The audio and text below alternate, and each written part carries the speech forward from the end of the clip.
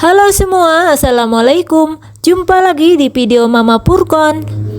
Pada kali ini saya akan berbagi resep lagi cara membuat kuping gajah yang super renyah tanpa menggunakan telur, santan, dan susu. Nah, ini cocok sekali untuk isian toples lebaran nanti karena bahannya sangat ekonomis dan cara buatnya mudah banget. Dijamin teman-teman bisa membuatnya sendiri di rumah. Isian toples lebaran yang satu ini cocok banget untuk ide jualan karena bahannya yang sangat ekonomis, tanpa telur, susu, dan santan, tapi hasilnya benar-benar super renyah dan tahan lama. Nah, bagi teman-teman yang penasaran ingin tahu cara buatnya seperti apa dan bahannya apa saja, mari simak terus videonya hingga selesai.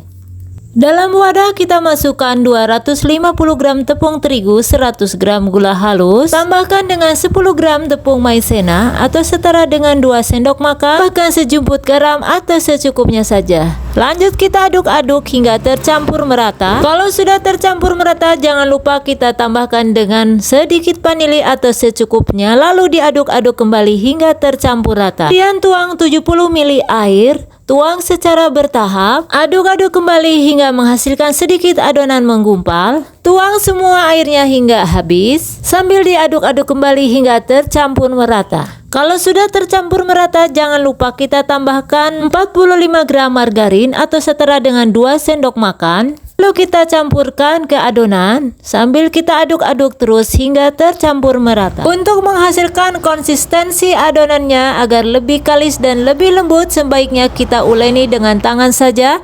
Pastikan tangan harus sudah dicuci dengan bersih. Ini terus hingga menghasilkan adonan lebih kalis dan bisa dibentuk. Nah, jadi untuk tekstur adonannya harus benar-benar kalis ya bun. Jadi jangan terlalu lembek. Jadi untuk adonannya harus benar-benar sedikit agak keras, biar di saat kita mengirisnya akan lebih mudah. Nah, untuk adonan yang sudah ready ini kita akan bagi dua. Kita akan beri pewarna coklat atau bubuk coklat.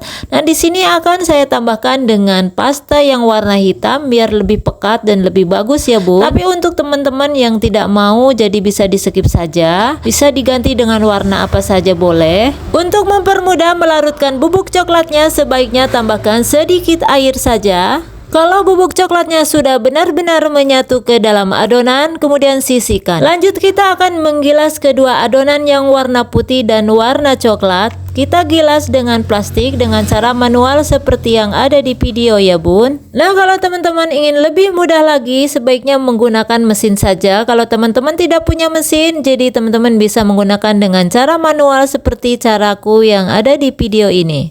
Nah, kalau untuk alat penggilasnya itu bebas. Kalau teman-teman tidak punya rolling pin seperti ini, teman-teman bisa menggunakan dengan botol atau dengan gelas. Lakukan penggilasan si adonan coklat dan si adonan putih hingga selesai. Untuk ukuran tipis dan tebalnya bisa disesuaikan dengan selera saja ya. Kalau sudah selesai semua, masing-masing lapisan plastiknya kita akan buka.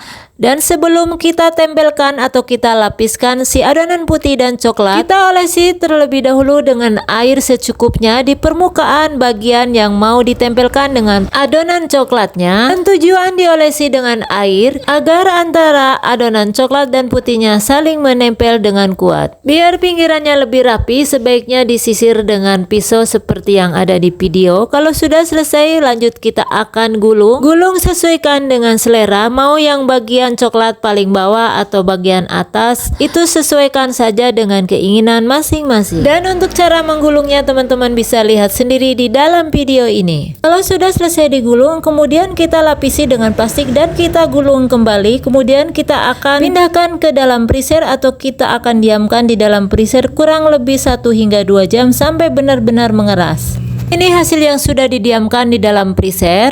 Kita buka plastiknya, kemudian kita siap iris. Untuk cara pengirisannya teman-teman bisa lihat caranya di video. Dan untuk besar tipisnya teman-teman sesuaikan saja dengan selera. Kalau untuk saranku, teman-teman harus mengirisnya lebih sedikit tebal, jangan terlalu tipis ya. Alasannya lebih sedikit tebal, itu nanti hasil akhir penggorengannya itu akan kelihatan lebih cantik ya. Lakukan pengirisan semuanya hingga habis. Nah, kalau sudah selesai semuanya, kemudian kita siap akan goreng. Siapkan minyak yang sudah benar-benar panas, gunakan api sedang cenderung ke kecil. Untuk cara penggorengannya harus secara bertahap ya bun, jangan disekaliguskan, itu akan hasilnya tidak lebih baik. sambil dibolak-balik biar tingkat kematangannya merata. Kalau sudah terlihat sedikit tenang minyaknya, itu tandanya sudah matang. Kita akan angkat dan kita tiriskan, kemudian kita dinginkan terlebih dahulu. Kita lanjutkan penggorengannya hingga semuanya habis. Nah, kalau sudah matang semua, kemudian kita angkat semuanya dan kita akan siap sajikan. Nah, ini penampakan akhir yang sudah matang dan sudah dingin. Dari hasil tampilannya nggak nyangka kalau ini benar-benar bahannya ekonomis. Nah, kira-kira cukup di sini dulu videonya. Kita akan sambung di video berikutnya. Dan saya ucapkan banyak-banyak terima kasih yang sudah menonton. Selamat mencoba. Wassalamualaikum warahmatullahi wabarakatuh.